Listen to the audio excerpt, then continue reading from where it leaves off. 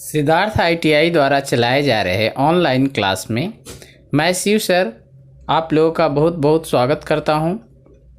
आज मैं trade builder के लिए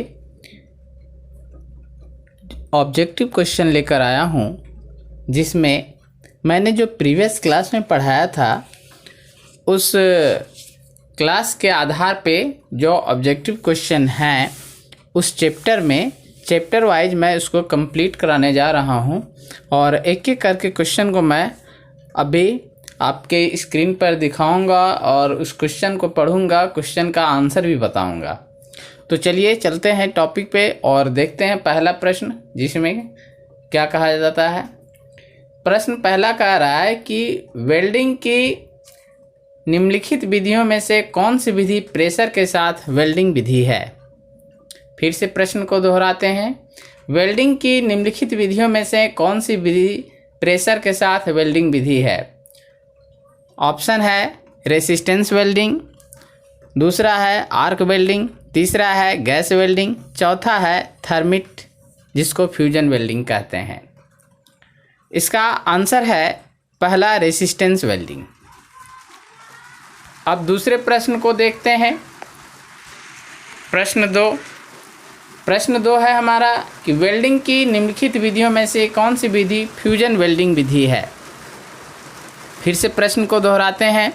वेल्डिंग की निम्नलिखित विधियों में से कौन सी विधि फ्यूजन वेल्डिंग विधि होती है। इसका ऑप्शन है पहला फोर्ज वेल्डिंग, ख है स्टड वेल्डिंग, ग है आर्क वेल्डिंग, घ है रेसिस्टेंस वेल्डिंग। तो इसका सही आंसर है आर्क वेल्डिंग। वेल्डिंग की निम्नलिखित विधियों में से जो वेल्डिंग फ्यूजन वेल्डिंग में यूज होती है वह आर्क वेल्डिंग है। अब प्रश्न तीसरा देखते हैं।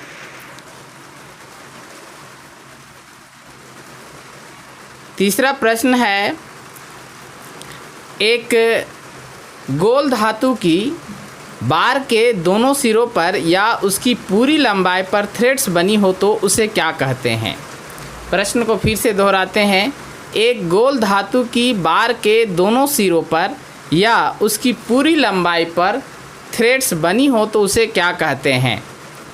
क में कॉटर, ख में कॉलेट, ग में स्टड, घ में सर्क्लिप। इसका सही आंसर है कॉटर।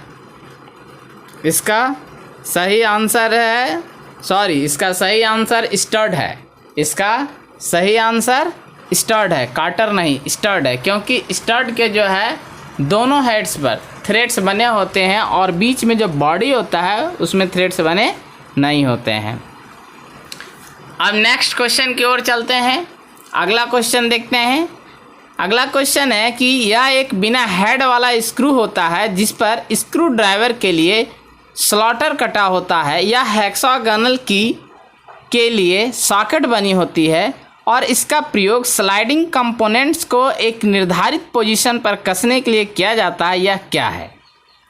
फिर से प्रश्न को दोहरा लेते हैं कि यह एक बिना हेड वाला स्क्रू होता है जिस पर स्क्रू ड्राइवर के लिए स्लॉटर कटा होता है या हेक्सागोनल की के लिए सॉकेट बनी होती है और इसका प्रयोग स्लाइडिंग कंपोनेंट्स को एक निर्धारित पोजीशन पर कसने के लिए किया जाता है। यह क्या है। इसका आंसर है ख ग्रब स्क्रू। इसका आंसर है ख ग्रब स्क्रू।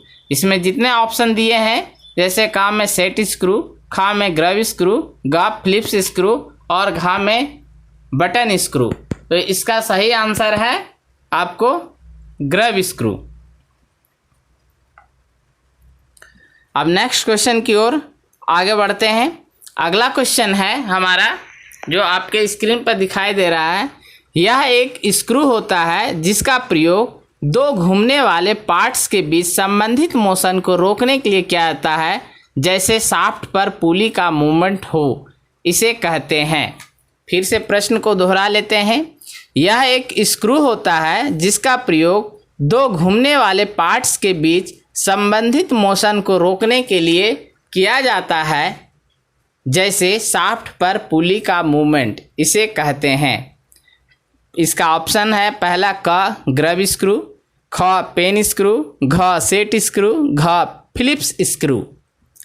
तो इसका सही आंसर है, अगर पता हो तो बताएं, नहीं तो मैं बताता हूँ। इसका सही आंसर है ग सेट स्क्रू। अब नेक्स्ट क्वेश्चन की ओर चलते हैं। अगला क्वेश्चन है, रिवेट के हेड के विपरीत सीने को कहते हैं। रिवेट के हेड के विपरीत सीने को कहते हैं। ऑप्शन है क टेल, ख में सैंक, ग में बैकअप, घ में रियर। इसका सही आंसर क्या होगा? इसका सही आंसर होगा क टेल। अब नेक्स्ट क्वेश्चन की ओर चलते हैं।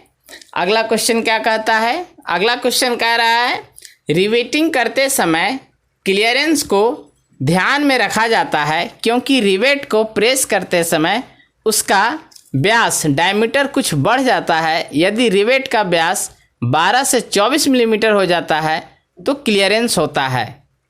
इसका ऑप्शन है क 0.5 mm, ख 1.5 mm, ग 2.5 mm, घ 3.5 mm। तो इसका सही आंसर है ख 1.5 mm। अब नेक्स्ट क्वेश्चन की ओर चलते हैं। अगला क्वेश्चन है, सर्वाधिक सामान्य रूप में प्रयोग होने वाला रिवेट हेड का प्रकार होता है। फिर से क्वेश्चन को दोहरा लेते हैं। सर्वाधिक सामान्य रूप में प्रयोग होने वाला रिवेट हेड का प्रकार होता है। ऑप्शन क स्लैप हेड, ख काउंटर सैंक हेड, ग कोनिकल हेड, घ फ्लैट हेड। इसका क्या आंसर होगा? इसका सही आंसर है क स्लैप हेड। नेक्स्ट क्वेश्चन की ओर चलते हैं। अगला क्वेश्चन है, जब उस प्लेट की सरफेस जिसमें रिवेट को लगाना होता है को यह आवश्यकता होती है कि रिवेट का हेड उससे बाहर ना निकला रहे, तब प्रयोग किए जाने वाला रिवेट हेड का प्रकार होता है। इसका ऑप्शन है क स्नैप हेड, ख फ्लैट हेड, ग कोनिकल हेड, घ काउंटर संक हेड। इसका सही आंसर होगा घ काउंटर संक हेड। तो ये आज मैंने आपको कुल जो है ऑब्जेक्टिव क्वेश्चन इस अभ्यास के बताए और इसका आंसर भी बताया।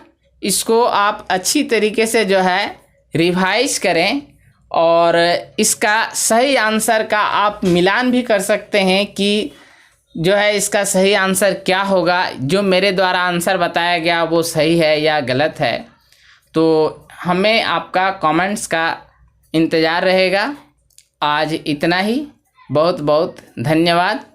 अगर अच्छा लगे तो लाइक करें, शेयर करें और जो है हम लोग का जो सब्सक्राइब बटन है उसको प्रेस करें। Thanks for watching.